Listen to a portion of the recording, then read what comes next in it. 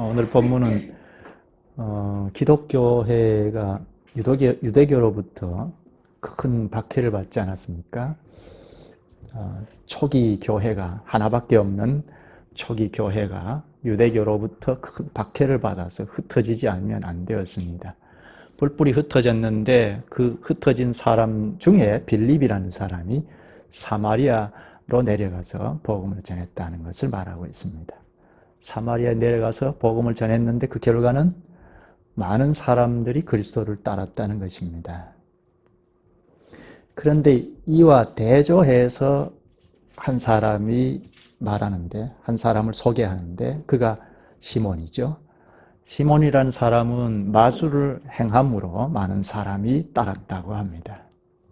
빌립은 그리스도를 전해서 그리스도를 따랐다고 하는데, 시몬은 마술을 행하여 많은 사람들이 그를 따랐다고 합니다. 그런데 결국은 이 시몬이라는 사람도 빌립이 전하는 말씀을 듣고 그리스도를 믿었다고 따랐다고 하죠. 물론 이 사람들이 시몬이라는 사람이 뒤에 쭉 읽어보면 가짜 신앙인 것이 드러납니다.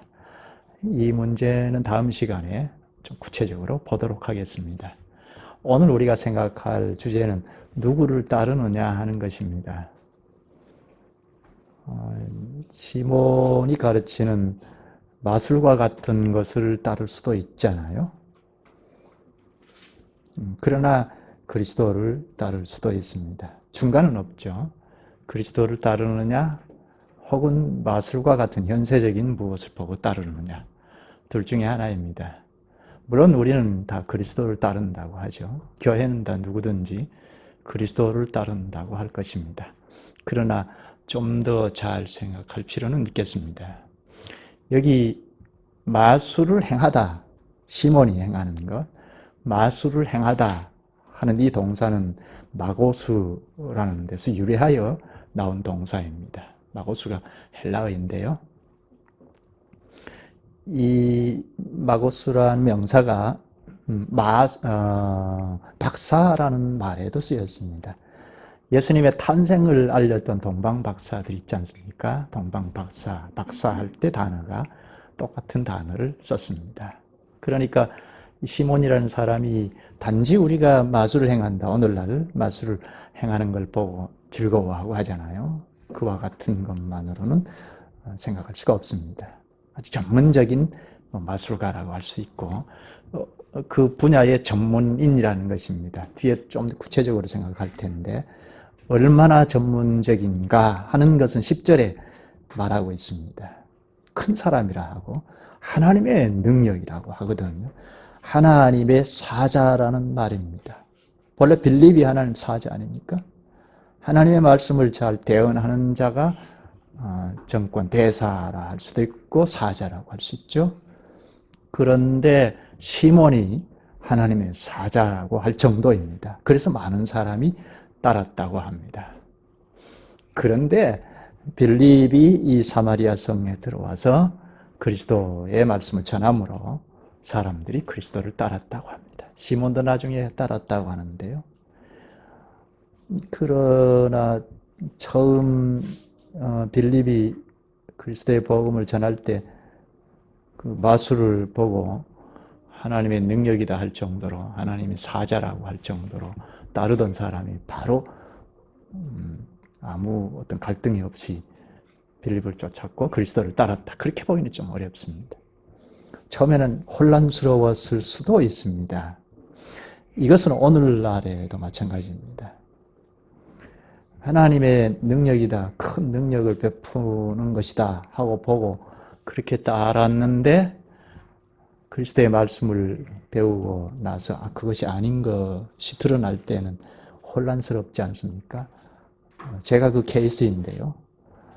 제가 가르침 받은 대로 열심히 예수 잘 믿는 것으로 알고 충성봉사했는데 사춘기가 조금 지나면서부터 궁금증이 생겼는데 신학하면서 이것이 아니었구나 하는 것을 알면서 많이 혼란스러웠습니다. 대표로 하나 들자면 개인주의 신앙입니다. 내가 개인적으로 하나님과 관계를 잘 맺고 그리스도를 믿으니까 구원의 백성으로 하나님과 관계를 잘 맺고 회중들이 함께 예배를 모여서 드리는데도 내가 하나님 앞에 조용히 와서 예배를 잘 드리면 되는 걸로 생각했는데요. 그게 아니지 않습니까? 개인주의 신앙은 하나님께서 지지하지 않는다는 겁니다. 그리스도와 연합의 세례를 받아서 연합한 연합체가 함께 연합해서 예배를 드릴 때 그 공교회의 예배를 주께서 기쁘게 받으신다는 것 아닙니까? 처음엔 참 혼란스러웠습니다. 그뿐만 아니라 여러 가지 문제가 있는데요. 우리가 말씀을 배우면서 그런 점들을 하나씩 정리할 필요가 있겠죠. 그러니까 처음 말씀을 가르치고 배울 때가 매우 중요합니다. 처음에 어떤 것을 배웠느냐 하는 것이 매우 중요합니다. 이단의 가르침을 받은 사람, 이단과 비슷한 가르침을 받은 사람이 우리 교회에 전에 온 적이 있는데요. 와서 결국은 본색을 드러내더라는 겁니다. 그러니까 처음 어떻게 말씀을 배웠느냐가 매우 중요한데요. 그리고 지금부터라도 말씀을 잘 배워서 하나씩 교정해 나갈 필요가 있습니다. 혼란스러울 수도 있을 겁니다. 처음엔 내가 굳게 믿고 왔던 것이 있으면 있을수록 더 그것이 아님이 드러날 때는 더 혼란스러울 수 있습니다. 몇몇 가지가 있는데요. 그러니까 하나님의 말씀이 판단 기준이기 때문에 그렇습니다. 누가 훌륭한 사람이 말을 했고 어떤 훌륭한 목사가 말을 했고 어떤 큰 교회가 말을 했다는 것이 중요한 것이 아니고 판단의 기준, 분별의 기준은 하나님의 말씀입니다. 그러니까 하나님의 말씀에 들어가서 잘 살피고 배워야 할 필요가 있습니다. 그래서 그랬던 것이 있으면 자꾸 교정해 나가고 할 필요가 있습니다. 우리가 지난번에 규범주의에 대해서 배웠지 않습니까? 규범주의가 뭐라고 했죠? 규범이라는 것은 마땅히 행할 바인데 마땅히 행할 원리, 규칙이라고 할 수 있는데 신앙의 규범이라면 신자들이 마땅히 행할 것 아닙니까? 대표로 예배를 둘 수 있고 기도, 찬송, 헌금, 설교 이런 것들을 둘 수가 있죠. 신앙의 행위들, 이 신앙의 행위를 말씀이 계속해서 공급을 받는 터 위에서 행하는 것이면 늘 반복해서 이 행위를 행하지만 생생하게 행할 수가 있는데 그러니까 하나님 말씀을 점점 명료하게 깨달아가는 노선에서 중단하지 않고 행하면 점점 지난주에 했던 예배지만 오늘은 더 생생하게 예배할 수 있고 할 수 있지 않습니까?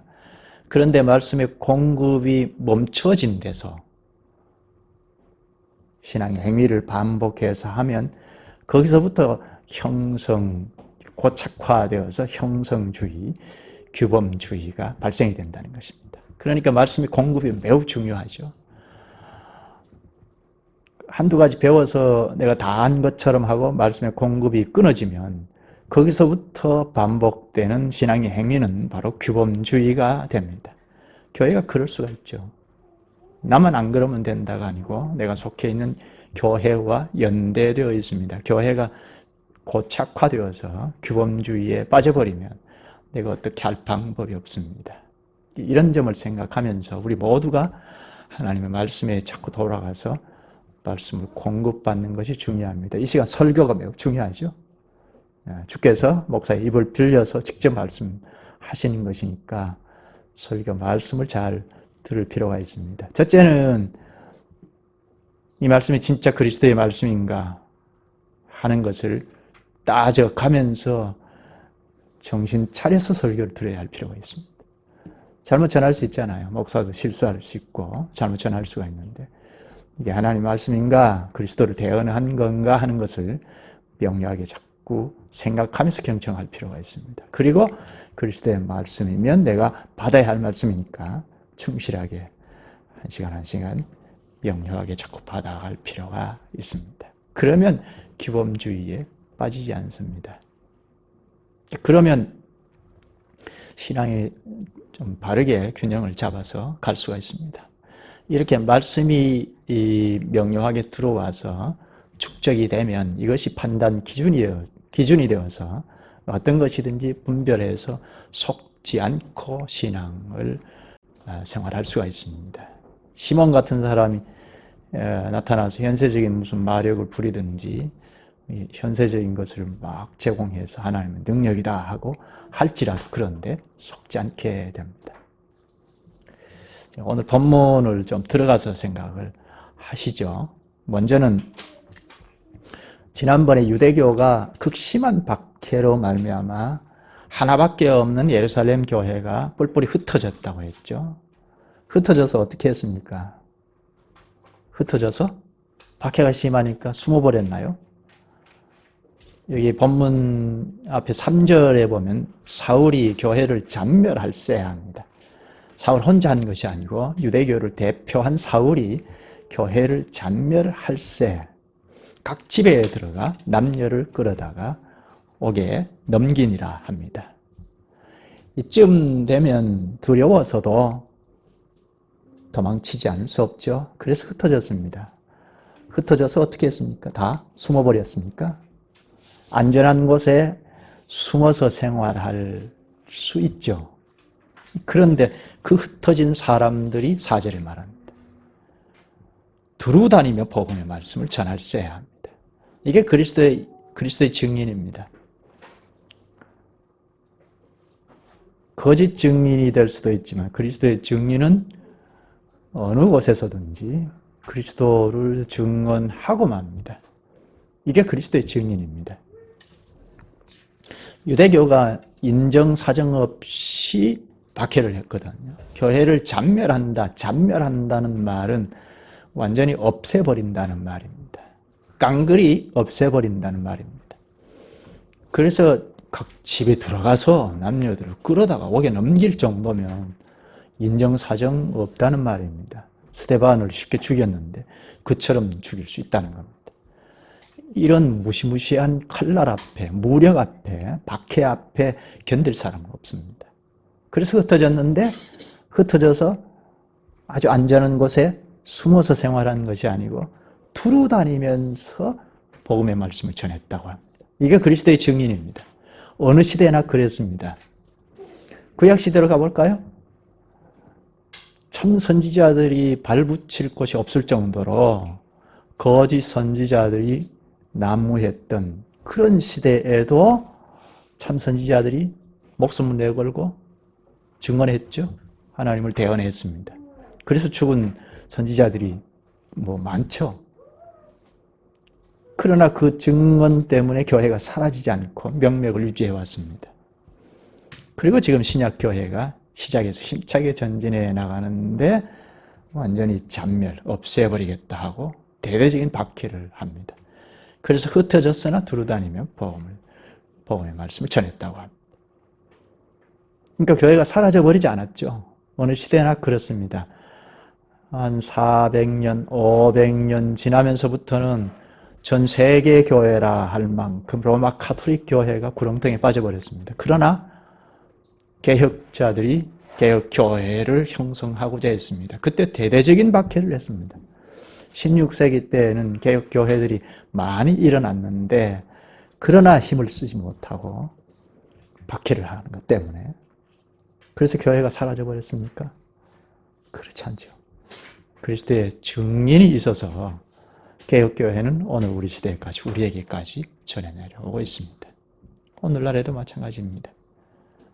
하나님의 말씀을 가감해버리고 구부리고 희석시켜버리고 하는 이런 때입니다. 강단의 설교가. 그럼에도 그리스도의 증인은 있어서 증언합니다. 그래서 개혁교회가 사라지지 않고 있습니다. 흩어진 사람들이 두루다니며 복음의 말씀을 전했습니다. 그 중에 한 사람인 빌립은 사마리아로 내려가서 복음의 말씀을 전했다고 합니다. 어떻게 되었습니까? 많은 사람들이 그리스도를 따랐다고 합니다. 여기 잠깐 사마리아로 내려갔다는 것은 획기적인 일입니다. 사마리아 사람들과 유대인들은 상종하지 않았어요. 사마리아 사람들을 아주 경시했습니다. 유대인들이. 그런데 빌립이 사마리아로 내려갔다는 이것은 대단한 일입니다. 오랜 전통을 깨부시는 일입니다. 그럴 만한 이유가 있습니다. 사마리아는 좀 역사를 거슬러 올라갈 필요가 있습니다. 구약시대에 구약교회가 하나였다가 두 개로 나뉘어졌죠. 남조 유다, 북쪽에는 10지파를 여로보암이 데리고 가서 10지파 이스라엘, 북이스라엘을 주도했습니다. 그러니까 교회가 두 동학이 나버렸습니다. 근데 이 북쪽에 사마리아 지역이 있거든요. 여로보암 때부터 나뉘어 갈 때부터 절기도 만들고 제사장도 만들고 인위적으로 만들어서 여기 남조 유다 예루살렘에 있는 하나님께서 제정해 주신 절기나 제사장이나 이런 것과 비슷하게 흡사하게 만들어서 이 예배 행위를 했던 겁니다. 근데 그 길로 계속 내리막길로 걸어가서 722년경이죠. 주전 722년경에 아수르에게 멸망당해 버렸습니다. 이 아수르가 이주 정책을 써서 똑똑하다는 사람들은 다 끌고 가고, 그리고 이방인들을 이 사마리아 지역에 살게 했습니다. 그러니까 유대인들, 순수 유대인들만이 아니고 이방족들과 함께 살면서 혼인도 하고 해서 혼혈족이 되어버렸습니다. 그러니까 남쪽의 유다인들은 경시하지 않을 수가 없죠. 거기다가 하나님만 믿는 게 아니고 이방인들이 들어와서 가지고 온 신도 같이 믿게 되었습니다. 그러니까 혼합 종교가 되어버렸습니다. 유대인들이 바벨론 포로로 끌려가 버렸는데 나중에 고레스로 말미암아 본국으로 귀환해 와서 성전을 재건할 때 사마리아 사람들 우리도 참여하겠다고 함께하게 해달라 했을 때 거절했지 않습니까? 이때부터 사마리아 사람들과 유다인들은 아주 앙숙관계가 되어버렸습니다. 그래서 유다인들은 저 갈릴리 북쪽으로 내려갈 때도 사마리아로 가로질러 가면 가까운데 그리로 가지 않았습니다. 상종하지 않았으니까요. 그래서 우회해서 돌아서 갔습니다. 그만큼 이렇게 전혀 상종하지 아니한 아주 업신여겼던 사마리아 지역에 지금 빌립이 내려갔다는 것은 획기적인 일이죠. 아주 개혁적인 일이죠. 또 유대인들의 입장에, 유대교인들의 입장에서 보면 타락한 겁니다. 그렇죠? 사마리아인들과 상종했다는 것 자체가 벌써 부정했다는 겁니다. 그러니까 이렇게 획기적인 일을 하게 된 원인이 어디에 있죠? 유대교가 하나밖에 없는 기독교를 박해한 때문이긴 한데 그건 표면적이고 이면에는 예수 그리스도의 십자가의 죽음의 효력이 얼마나 컸나 하는 겁니다. 구원의 효력을 입은 빌립이 사마리아로 내려가서 증인 노릇했던 겁니다. 그리스도를 전한 결과가 어떻게 됐죠? 많은 사람들이 빌립과 그리스도를 따랐다고 합니다. 사마리아 사람들이 이렇게 삽시간에 그리스도를 믿고 따르게 된 원인은 있습니다. 요한복음 4장에 보면 예수님께서 사마리아로 가로질러서 북쪽 갈릴리로 가려고 했거든요. 그래서 가다가 여인을 만났죠. 우물가에 여인을 만났습니다. 이제 거기서 이 여인이 예수님께 한 말이 우리도 메시아를 기다린다고 했습니다. 메시아를 기다린 사람들이니까 메시아는 히브리 말이고 헬라 말은 그리스도. 그리스도를 음력해서 우리도 그리스도라고 하죠. 크리스토스를 음력해서 그리스도라고 합니다. 그러니까 그리스도를 기다렸던 사람들이니까 그리스도의 말씀을 전하니까 쉽게 받아들였던 겁니다. 그래서 많은 사람들이 빌립을 따르고 그리스도를 따랐습니다. 여기 6절을 한번 볼까요? 무리가 빌립의 말도 듣고 행하는 표적도 보고 한 마음으로 그가 하는 말을 따르더라. 빌립의 말도 듣고 빌립이 행한 표적도 보고 한 마음으로 따랐다고 하죠. 빌립의 말은 말할 것 없이 그리스도의 말이죠. 그리스도를 대언한 것이고 그래서 한 마음으로 따랐다 합니다. 한 마음이 뭐라고 했죠? 예루살렘 교회가 성령이 강림하고 출범할 때 한마음이라는 말을 이제 반복해서 쓰지 않았습니까? 우리가 배웠는데 한마음, 이게 교회이죠. 한마음, 한마음과 한뜻으로 물건을 서로 통용하고 구제하는 일까지 생겼지 않습니까? 이게 교회입니다. 보편교회가 지교회에서 경험하는 것이죠. 빌립이 한 말은 그리스도의 말이고, 또 빌립이 행한 표적도 보고 한 마음으로 따랐다고 합니다. 표적이 뭔가요? 우리 익히 잘 알고 있는 말씀이죠. 표적은 사인이란 말이죠. 다음 9절 7절에 보면 많은 사람에게 붙었던 더러운 귀신들이 크게 소리를 지르며 나가고 또 많은 중풍병자와 못 걷는 사람이 나으니, 이게 표적이죠. 초능력을 행사했다는 겁니다. 초능력으로 귀신도 병자도 다 나았다고 합니다. 이게 표적입니다. 표적은 사인이니까 무엇을 가리키는 거란 말입니다. 뭘 가리키는 걸까요? 첫째는 빌립이 그리스도의 증인이라는 것을 가르칩니다. 말씀을 전하는 것은 물론이고, 말씀 전할 때 표적이 동반되게 해서 과연 그리스도의 증인이다 하는 것을 확증케 한 겁니다. 사도들도 똑같이 이렇게 표적을 행했죠. 그것은 사도들이 과연 주님의 보내심을 받은 사도다 하는 것을 확증케 하시기 위하여 표적이 동반된 겁니다.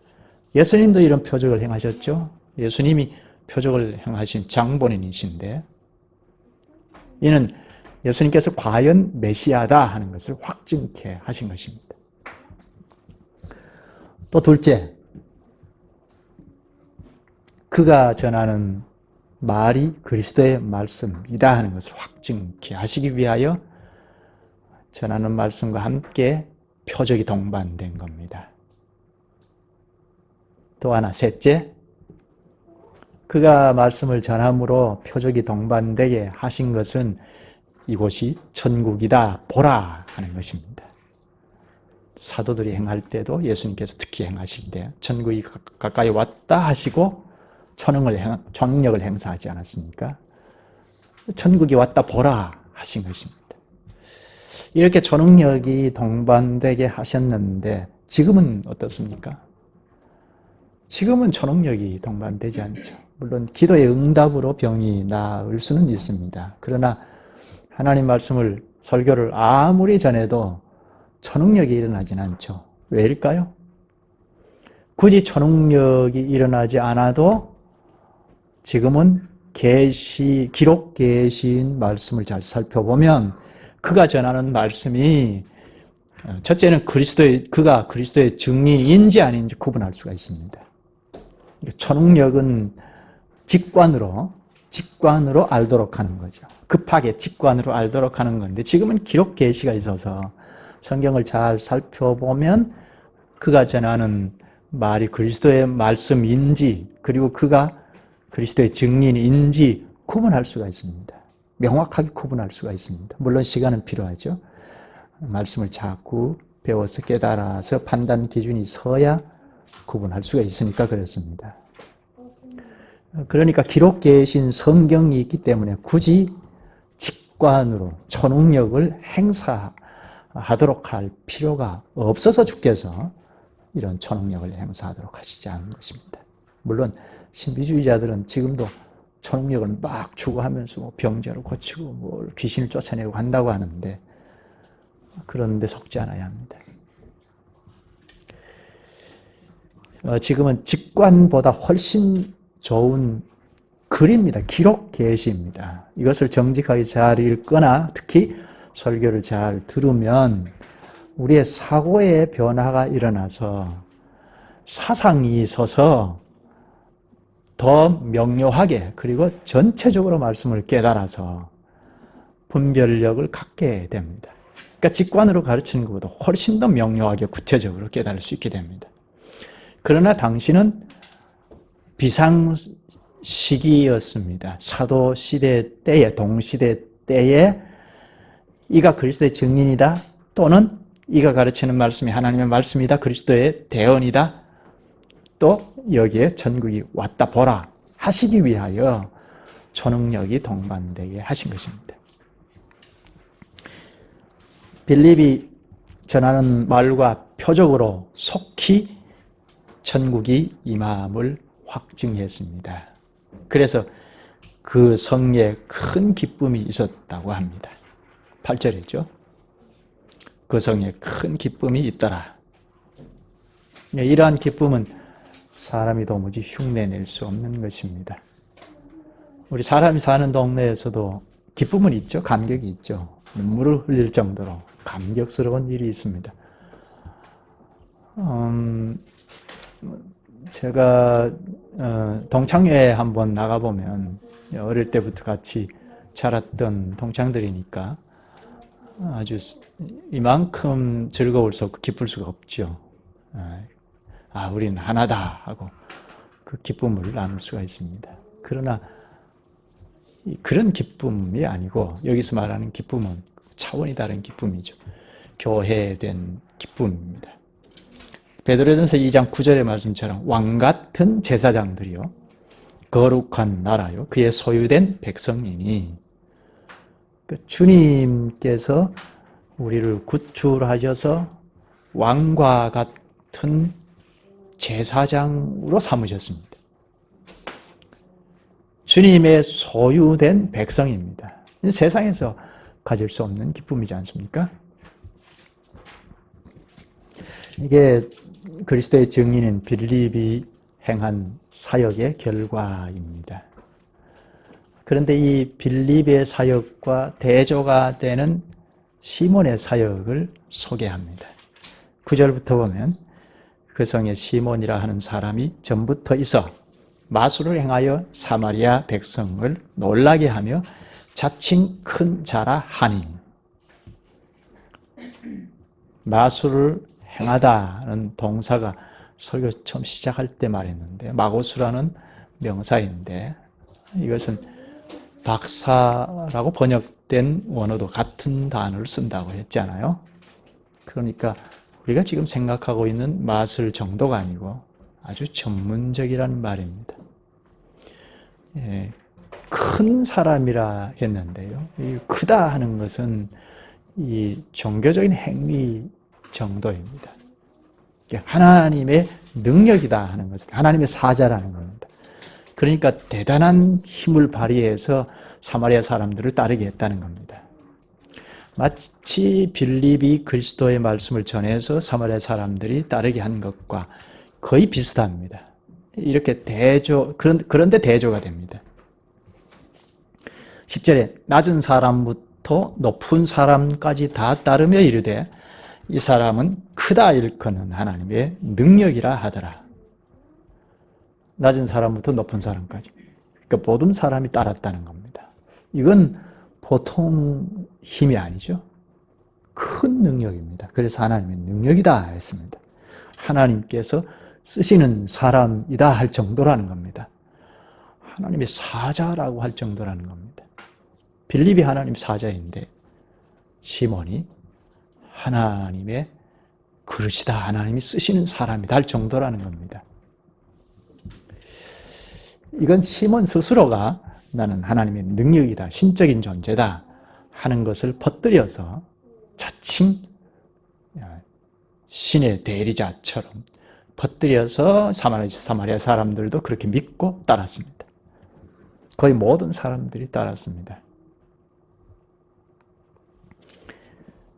11절에 오랫동안 그 마술에 놀랐으므로 그들이 따르더니, 하루 이틀이 아닙니다. 오랫동안 마술을 행하는 시몬을 따랐다는 겁니다. 여기 마술은 앞에서 말한 것처럼 일종의 종교 행위와 같은 마술입니다. 단지 이렇게 눈속임을 해서 재밌게 하는 정도가 아닙니다. 신명기 18장 10절에서 14절에 보면 하나님의 심판받을 정죄의 대상이라고 합니다. 종교 행위의 어떤 마술의 행위가 하나님의 심판을 받을 정죄의 행위라고 했습니다. 그렇다면 시몬을 따르던 이 사마리아 사람들, 사망의 길로 지금 내리달려 가는 거죠. 그냥 그대로 두면 정말 사망에 도착할 겁니다. 이때 빌립이 이 지역에 왔습니다. 하나님께서 보내신 거죠. 배후에 하나님께서 섭리하셔서 보내셨습니다. 이들을 구하기 위해서이죠. 12절에 빌립이 하나님 나라와 및 예수 그리스도의 이름에 관하여 전도함을 그들이 믿고 남녀가 다 세례를 받으니. 여기 빌립이 무엇을 전했는지를 잘 가르치죠. 하나님 나라와 및 예수 그리스도의 이름에 관하여 전도했다고 합니다. 여기 전도는 첫째는 설교라고 할 수 있고, 그리고 우리 현장에 나가서 파급해서 전도하는 것을 말할 수 있겠습니다. 전도할 때 우리가 예수 믿으면 천당 갑니다 하는 것을 생각하지 않습니까? 물론 첫 마디는 그렇게 전할 수 있습니다. 그런데 여기 잘 보면 하나님 나라와 예수 그리스도의 이름에 관하여 전도했다고 합니다. 하나님 나라가 무엇인지 가르쳤지 않겠습니까? 하나님 나라가 왔다 했는데, 하나님 나라는 하나님 나라의 왕이신 그리스도의 통치의 영역 아닙니까? 그래서 그리스도의 이름에 관하여도 가르쳤다고 합니다. 그리스도는 십자가에 죽으시고 부활하셨다, 그것만 가르친 것이 아니고 그와 관하여 가르쳤다고 하죠.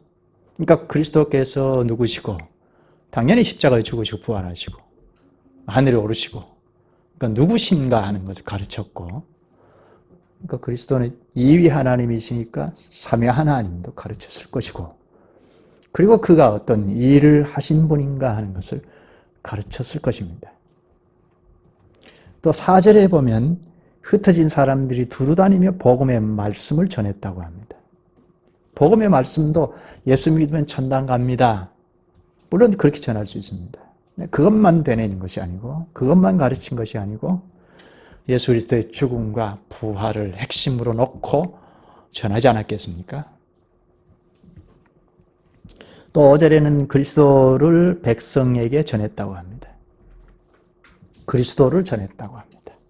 이렇게 그리스도를 놓고 그리스도를 둘러싼 이모저모를 가르쳤을 것입니다. 오늘날로 말하면 그리스도를 둘러싼 구약과 신약을 두루두루 가르쳤다고 할 수 있습니다. 그런 가르침에 시몬도 설득을 당했습니다. 13절입니다. 시몬도 믿고 세례를 받은 후에 전심으로 빌립을 따라다니며 그 나타나는 표적과 큰 능력을 보고 놀라니라. 시몬도 믿고 따랐습니다. 그런데 뒤에 쭉 읽어보면 시몬은 가짜 신앙인 것이 드러났습니다. 다음 시간에 구체적으로 배우겠습니다. 이 시몬이라는 말이 시모니즘으로 발전해서 성직매매라는 말이 점착이 되었습니다. 이 점도 우리가 중요하게 생각할 점입니다. 다음 시간에 생각하겠습니다. 여기 누가가 이 본문을 기록하면서 빌립과 시몬을 대조해서 기록하죠. 앞에서 쭉 봐왔는데 10절에 시몬이 행하는 마술을 보고 크다 일컫는 하나님의 능력이라 하면서 쫓았습니다. 빌립도 하나님의 능력으로 총력을 행사하지 않았습니까? 빌립이 진정 하나님의 대사이죠. 근데 시몬은 대조되는데 아닙니다. 특히 따랐다는 것이 대조가 됩니다. 5절에 보면 빌립이 행하자 6절에 사마리아 사람들이 따랐다고 합니다. 그런데 9절에 시몬이 마술을 행하자 사마리아 사람들이 10절에 낮은 사람부터 높은 사람까지 다 따르더라 합니다. 11절에도 따르더라 합니다. 따랐다는 말은 같은데 대조가 됩니다. 누구를 따르느냐 하는 것입니다.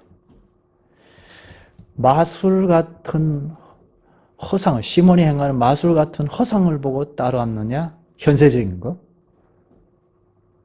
거기에 병도 고칠 수 있고, 희한한 능력을 행할 수도 있죠. 그걸 보고 따랐느냐?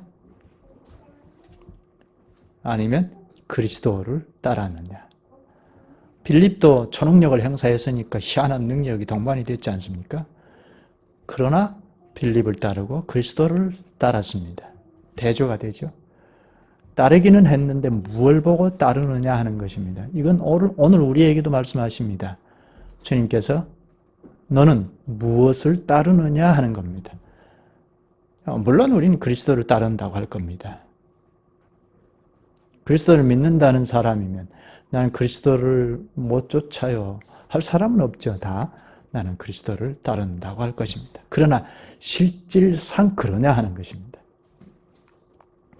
현실적으로 대대적인 무슨 능력을 베푼다든지, 현실적으로 나에게 인생 행복을 던져준다든지, 병을 고쳐준다든지, 초능력을 행사하면 그걸 크게 보고 그 목사를 존중하고 따를 수 있잖아요.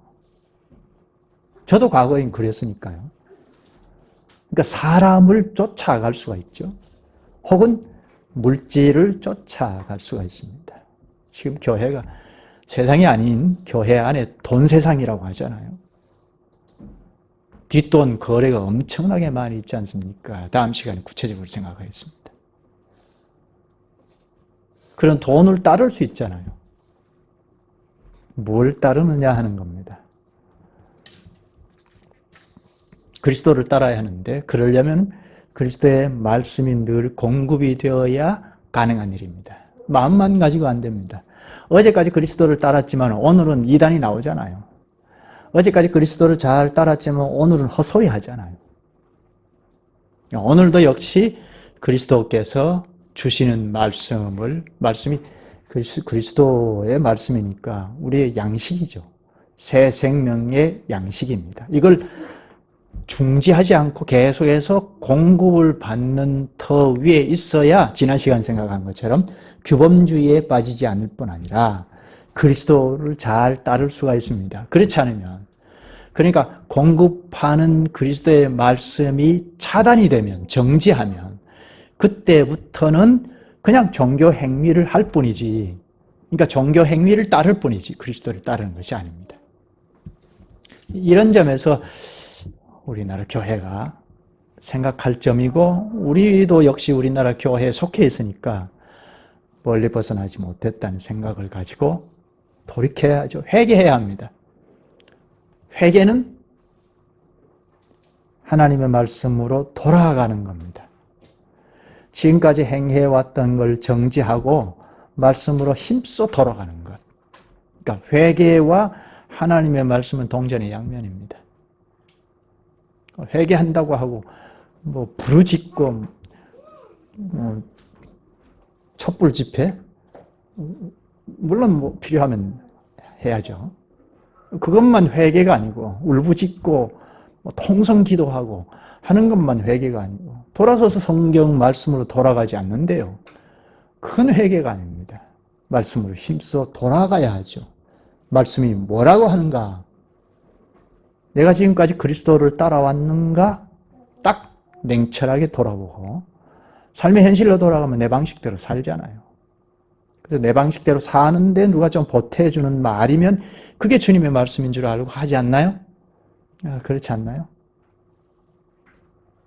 내려놓고 정말 그리스도께서 가르치신 말씀이 무엇인지, 내가 그 말씀이 나에게 타당하지 않다 하더라도 나는 따르겠다는 그런 각오가 있어요. 그리스도를 따르지 않겠습니까? 오늘 여기까지 하죠. 기도하시죠. 능력이 많으신 주님, 주님께서 저희들을 십자가의 공효로 입히셔서 이 세상에서 죽음에서 또 죄악에서 건져주시고 구출하셔서 그리스도의 말씀 앞으로 이끄셔 사옵나이다. 오늘도 그리스도의 말씀을 가르쳐 주셔서 무엇을 따르고 있는지, 우리가 처해 있는 교회가 무엇을 따르고 있는지, 그럼 나는 이곳에서 벗어났는지 주께서 하신 말씀에 비추어 볼 수 있게 하시옵나이다. 회개란 말씀으로 돌아가서 주께서 하신 말씀을 따르겠다는 각오요, 또한 실천해 가는 것이 없나이다. 주님께서 저희를 주장하사 굳은 마음을 부드럽게 하사 말씀에 순종케 하시옵소서. 삶으로 돌아가서도 말씀에 복종케 하시옵소서. 이러한 데서 천국이 임함을 늘 체득할 수 있게 하시옵소서. 예수님의 이름으로 기도하옵나이다. 아멘.